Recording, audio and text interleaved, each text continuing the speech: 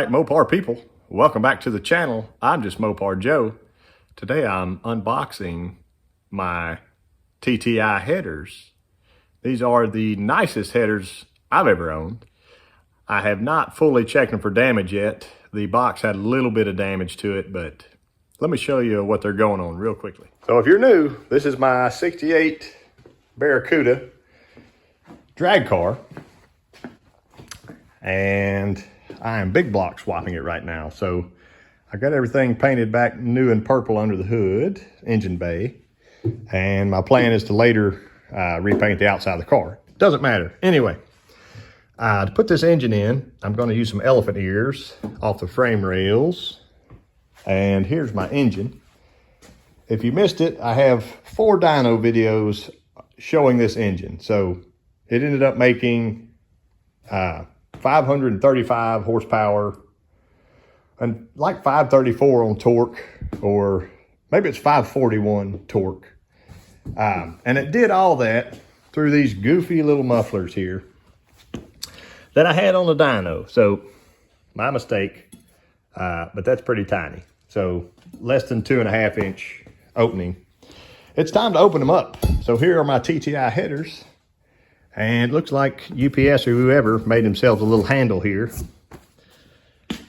If you want to look real quickly at price and all that stuff, most expensive headers I've ever owned, but you basically tell them everything. I ordered these straight from TTI. Plymouth Barracuda 400 low deck. I have the Edelbrock E Street cylinder heads, angled spark plugs. OEM front suspension, retaining torsion bars, auto trans, manual steering, OEM rear suspension. Well, basically, the car's backhand, but that doesn't matter. Floor shift, running a 3-inch exhaust system. So the notes here are important. Angled spark plugs. They're designed to clear angled plugs only. So that's what the E Streets are. Hopefully you can see that. And I just got them loose in here. Starter recommended. They found to be no clearance issues, Chrysler starter numbers, blah, blah, blah. Manual steering, we got that. They recommend moving the engine back 3/16 for additional clearance of stock manual steering box, pitman arm, and idler arm. 3 mounting holes in the steering box can be elongated to allow the steering box to be moved outboard for additional 1/8 inch clearance of the header tubes. So we'll see how all that goes. But that is it. Bought these on March 7th, and they got here early April, so right at a month.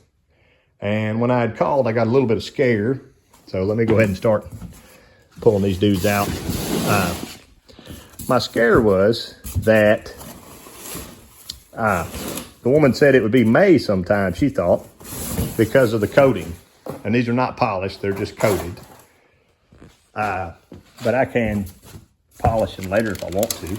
Not a big deal. That's collector stuff there. There's our headers. They're wrapped up nicely, so I'm certain there's probably no damage with them. Let me get them out and open. And here is the driver's side header. So I mentioned I did not get them polished. And I thought in my mind, every set of polished ceramic coated headers I've ever seen end up being dull anyway. And I did hear that if you have a buffing, like a wool buffing wheel and compound, you can buff your own headers and polish them. Mopar Jeff 604 turned me onto these, and he said they are really the nicest ones out there. I know lots of guys run TTIs. So with a little help, I was able to get these, and they look really good. They are 2-inch stepped into 2 1/8. And I know that may be a little overkill for my lowly 400 over there. It's actually a 406. But I would assume it's around 550 horse. And it is a low deck. So if ever it grows up into a higher cubic inch engine, I've only had to buy 1 set of these headers because I don't want to buy 2 sets. The way they kind of rate them, I think online is like if you're at 500 horse, I think you need the 1 7/8. If you're below that, you can do the 1 3/4, they say. And then they have a 2-inch set. And I think that's probably good to 600 horse, which I would still be fine, totally fine here with. All my dyno testing was with those old crusty hooker headers in the corner. They were 1 7/8 into a 3-inch collector. These have a 3.5-inch collector. So here's my little box of reducer stuff. So that goes 3.5-inch into the 3-inch reducer, and that's what I wanted. I'm certain that this 406 will be fine flowing through a 3-inch pipe. So that's what I'll have set up here. Nice flowing reducer. I'll show you my little exhaust stuff in a minute over there, but until then, let's get that other header unwrapped. There's the passenger side header. Little part number they got stamped into it. Everything looks nice. There's no dents or dings or anything like that. Maybe a few little nick spots. Doesn't matter. It's a race car. Race cars get dinged up, messed up, whatever. But for the most part, I would say they are at least 99.9% good to go. Came with it. And they talk about checking engine location. So, the engine is also offset toward the passenger side. Let's see. From the center of the crankshaft to the top of the K-member is A. So 5 1/4 inches. B, offset that one way, and then the other is the difference of C. So give you good directions with everything. Give you good instructions on how to clean the ceramic coating when you're putting that stuff in.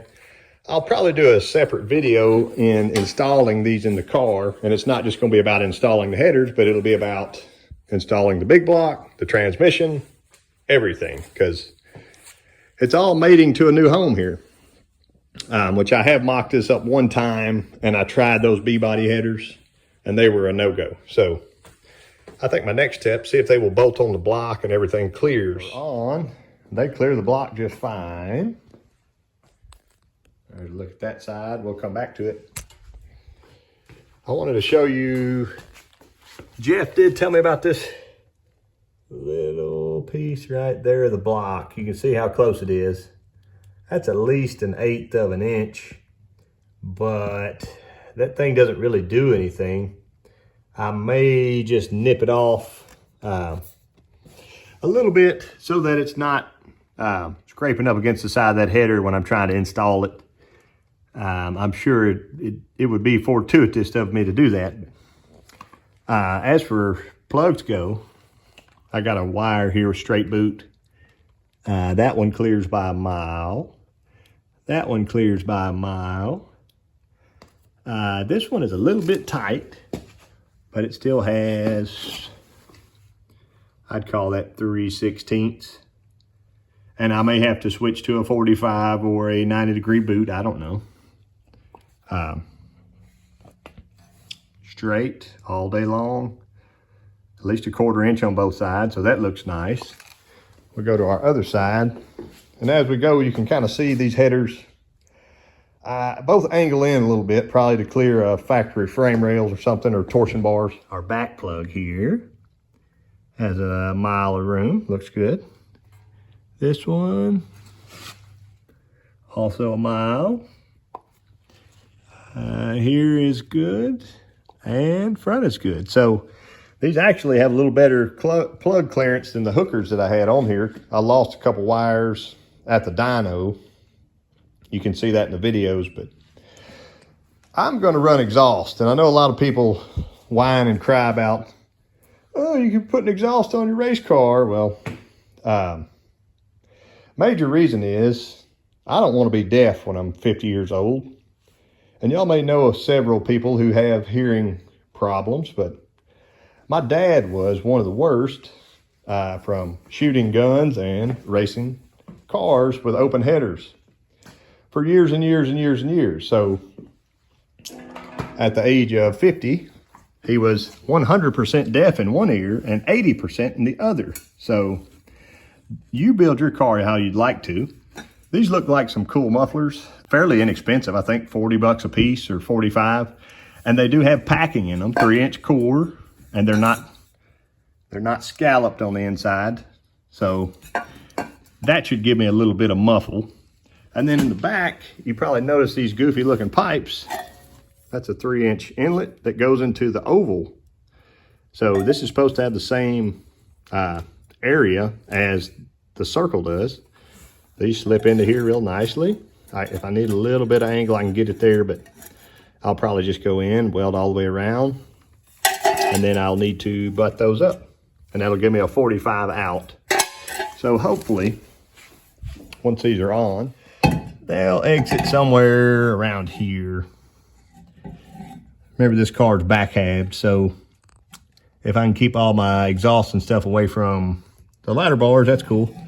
But I got those flat pipes thinking I can get them a little bit tighter up to that frame rail. This has a 2" by 3" subframe connector that goes into all the back half stuff. So I think those being flat pipes will give me a little more ground clearance and help me off and on the trailer.